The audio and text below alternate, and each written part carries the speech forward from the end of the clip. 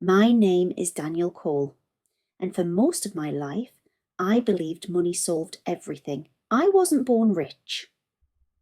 I used to count coins for bus fare, share one room with my brothers, and pray the landlord wouldn't bang on the door at night.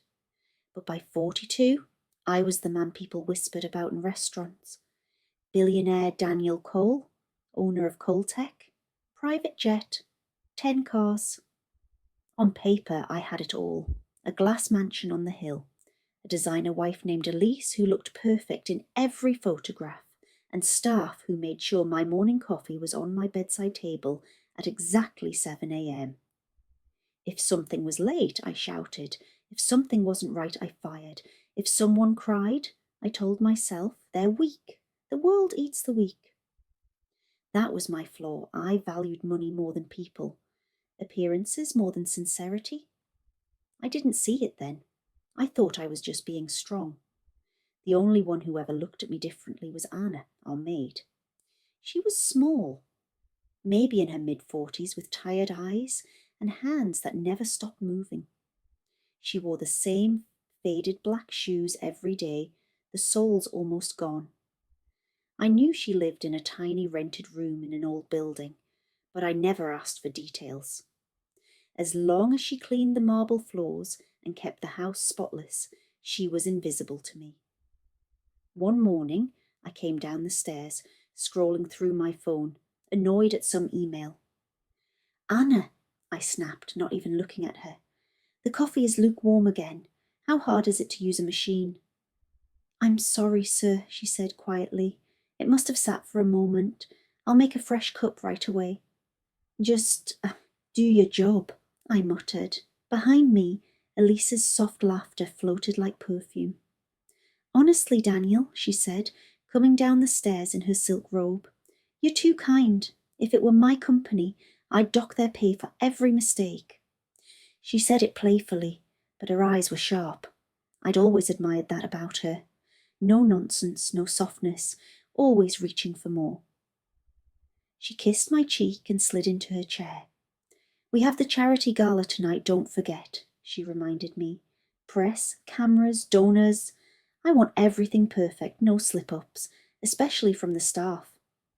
Anna nodded quickly, eyes down, as she carried the old cup away. I didn't notice the way she pressed her lips together when Elise spoke.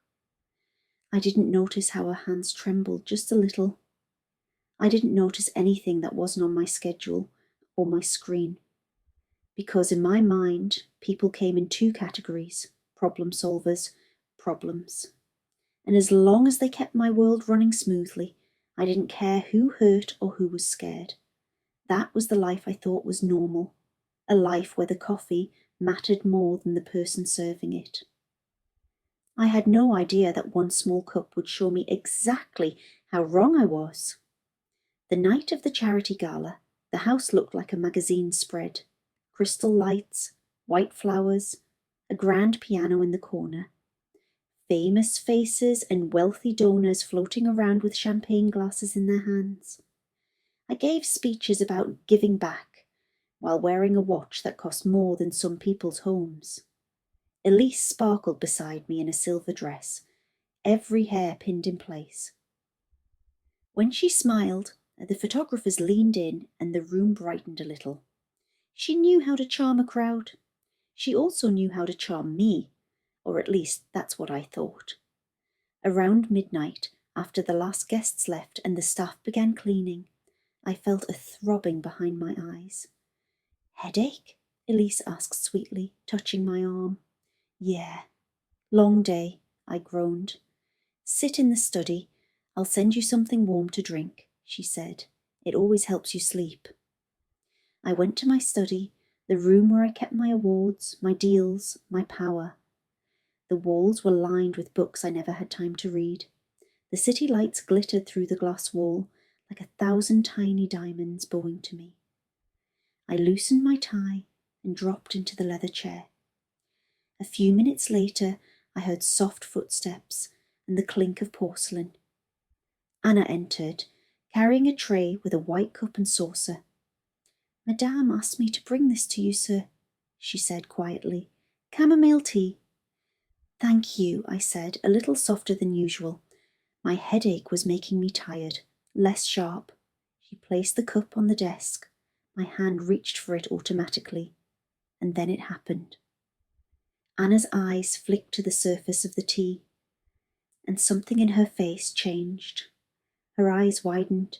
The tray in her hand shook. She leaned closer, frowning at the faint swirl of powder that hadn't fully dissolved. Sir, she whispered. My fingers were already closing around the handle. Then she screamed, Don't drink it! Her voice cut through the quiet like a thunderclap. My hand froze in midair. What are you doing? I snapped, shocked. Are you insane? But she didn't back away. She did something no one had ever done in that house. She snatched the cup out of my hand. Hot tea splashed onto her fingers, and she winced, but she held it firmly, her breathing fast. What's wrong with you? I shouted, standing up. Rage flared in my chest. You're fired, right now. Smell it, sir, she said, voice shaking but steady. Please, something is wrong. It doesn't smell like chamomile. I opened my mouth to crush her, to remind her that this was my house, my rules, my drink. But something, maybe the raw panic in her eyes, made me pause. I leaned in. She was right. There was a bitter chemical scent under the faint smell of herbs, something unnatural, something sharp. My throat went dry. It must be the tea bag, I muttered, but even I didn't believe my own words. Anna swallowed. Sir, when I went into the kitchen, I saw Madame Elise standing with this cup, she said softly.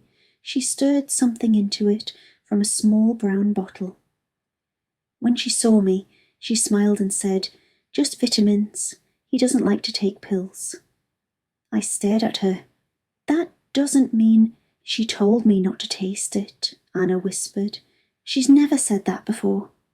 My mind scrambled for explanations. Vitamins, medicine, sleep aid, anything. Why would my wife poison me? I laughed weakly, but the sound broke halfway. You're making a serious accusation, Anna, I said slowly. Do you understand that? This could destroy her. Anna's eyes filled with tears. I know, she whispered, and I know I'll probably lose my job for this, but I would rather be fired than watch you drink something that feels wrong. Behind her, in the doorway, a quiet voice spoke. Who said you'd be fired? Elise stood there, arms crossed, eyes dark. For a second, the room felt colder. Elise, I said, relief rushing through me. Please explain to her. Tell her what you put in this. She smiled, but it didn't reach her eyes. Oh, darling, are we really going to entertain the paranoia of a maid? She asked lightly. It's just a herbal sleep blend. You're exhausted. You need rest. She stepped forward and reached for the cup in Anna's hands. Give it to me, she said. Anna hesitated. Something in Elise's eyes flashed. Anger, sharp and hot. Now! Anna, I said, my voice low, give her the cup. My world had always taught me to trust power, not fear. Elise was my wife, my equal in this glittering world. Anna was just staff. But then that faint chemical smell drifted to my nose again. A thought slipped into my mind like a shadow. If it's safe, why not prove it? I held up a hand. Wait, I said. If it's just herbal tea, then there's no problem with testing it. Testing it, Elise repeated, her voice tight. We'll send a sample to the lab, I said. I'll call Dr. Hayes. He owes me a favour. He can have his lab run a quick analysis. Elise laughed sharply. Daniel, this is ridiculous. Do you know how paranoid you sound over a cup of tea? But my headache was gone now. In its place was a clear, cold awareness. Then it'll be a simple way to shut this down, I said. To clear your name and hers, right? Her jaw clenched. In that moment, in that tiny silence, my life changed, because instead of agreeing immediately, instead of rolling her eyes and saying, Fine, test it if you want, She did something else. She said, "You always ruin everything when you start doubting people, Daniel," and tried to grab the cup again. Anna stepped back, clutching it to her chest like a shield. "Sir, please," she whispered. "Don't let her take it." I looked at Elise, then at Anna, then at the cup. My flaw, trusting appearances, trusting money, trusting the people who sparkled instead of the ones who served, stood there like a mirror in front of me. For the first time, I chose to ignore it. "No one touches that cup," I said quietly. "Not until it's tested." 2 hours later, after a frantic late-night call and a rushed courier, the cup's contents sat in a clean glass vial in Dr. Hayes's private lab. We waited in my study. Elise paced, arms folded. Anna sat on the edge of the chair near the door, hands twisting in her apron. The clock ticked loudly. At 2:37 a.m., my phone buzzed. "Daniel," Dr. Hayes's voice came through, serious in a way I'd rarely heard. "Where did you get that liquid?" My throat tightened. "My wife made me tea," I said carefully. "Why? What did you find?" A long pause. "It contains a strong sedative in a dangerously high dose," he said flatly. "Mixed with alcohol traces.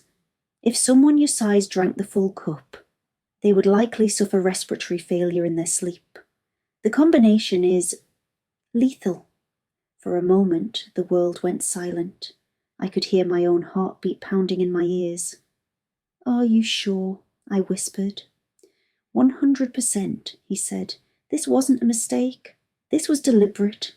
When I ended the call, I felt like my entire life had been pulled out from under me. I looked at Elise. Her face had gone pale. Her hands shook, not with fear for me, but with anger at being caught. "This is insane," she snapped. "He must be mistaken. Labs make errors all the time." "He doesn't," I said quietly. "Not on something like this." My voice sounded strange, even to me. Calm, too calm. I stared at the woman I had defended, trusted, protected. The woman whose photos filled magazines, whose smile covered up every doubt. "Elise," I asked slowly, "did you try to kill me?" Her eyes flashed. "For God's sake, Daniel, don't be dramatic," she spat. "It was only supposed to knock you out for a while." "Why?" I whispered. She looked at Anna with pure hatred. "Because I was tired of living in your shadow," she said bitterly. "Tired of waiting for you to sign the new will. Tired of hearing you say, 'Next month, Elise, I'm busy.' Do you know what happens if you die before changing it?" I did. A large part of my estate would automatically pass to a trust for charity, per my original arrangement years ago, before Elise. She would still be rich, but not as rich as she wanted. Not Queen of the Hill rich. "So you decided to push time forward," I said softly. "I decided to secure what was rightfully mine," she replied, chin lifted. "We both know you'd replace me in a year with some younger model. At least this way, I'd get something out of wasting my youth on you." Anna let out a small, shocked sound. I stared at Elise, really seeing her for the first time without the glitter, without the lights. The antagonist in my life had never been poverty. It had been pride, greed, the quiet belief that you can step on anyone and anything as long as you win. And I had invited it into my home. The next days moved like slow, heavy clouds. My lawyer came. Papers were drawn. Elise moved out of the mansion with her designer luggage and her cold eyes. To outside world, the story was simple. Irreconcilable differences. To me, the truth was sharper. I almost died because I trusted a beautiful mask and ignored a plain, worried face. The police asked questions. Dr. Hayes's report was clear and detailed. There would be an investigation into possible attempted poisoning. Elise hired the best lawyers money could buy. I cooperated, quietly, steadily, not with revenge in my heart, but with a new, painful clarity. Every time I walked into my study, I could still hear Anna's scream, "Don't drink it!" One afternoon, a week after Elise left, I called Anna into the living room. She stood carefully near the doorway, clearly expecting to be dismissed.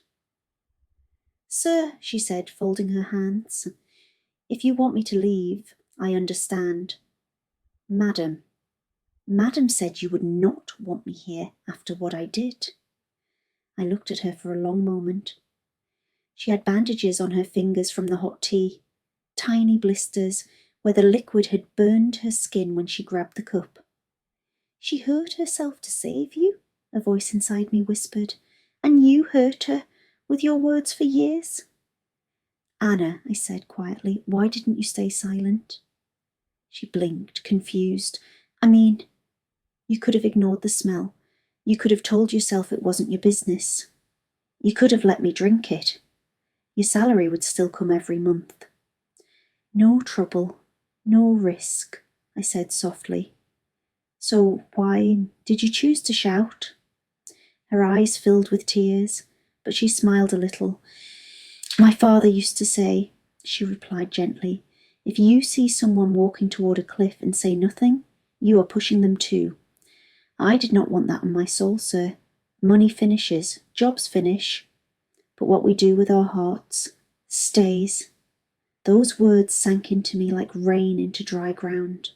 All my life, I had measured people by their net worth, their shoes, their car, their table at the restaurant. But this woman with her worn-out shoes and tired hands had more courage, more honour, more wealth of spirit than most people I knew. I took a breath. "Anna," I said, my voice thick, "I owe you my life. I have treated you as if you were background, a piece of furniture. That ends today." She shook her head quickly. "No, sir. Please, listen to me," I said. I took out an envelope from my jacket and placed it on the table between us. "In this envelope," I said, "is a deed to a small apartment closer to the city centre. It's yours. No rent, no landlord banging doors, no leaking ceiling." She covered her mouth with her hand, eyes wide. "No, sir, this is too much. It isn't enough," I said firmly, "but it's a start. There's also a bank card. From now on, your salary will be 3 times what it was. If you wish to continue working here, I would be honoured. If you don't, you can leave, knowing you are safe." Her tears finally spilled over. Why are you doing this?" she whispered. I smiled sadly. "Because you did not sell your soul for money," I replied, "and I have spent my life doing the opposite. I need to change that." She shook her head, overwhelmed, then suddenly stepped closer. "Then promise me something, sir," she said softly. "What?" "Promise me you will never again wait for a disaster to listen to the people beneath you," she said, "even if they are poor. Even if their clothes are simple. Sometimes truth wears an old coat." I let out a shaky breath and nodded. "I promise," I said. "From now on, I will look people in the eyes, not at their shoes."